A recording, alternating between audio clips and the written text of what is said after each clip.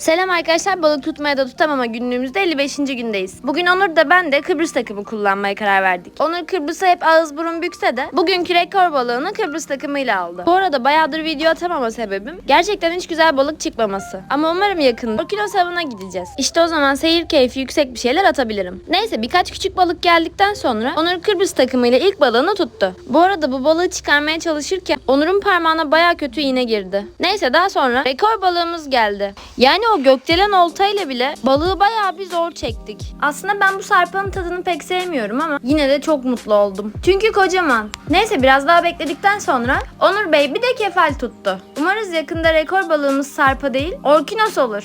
Yarın görüşürüz.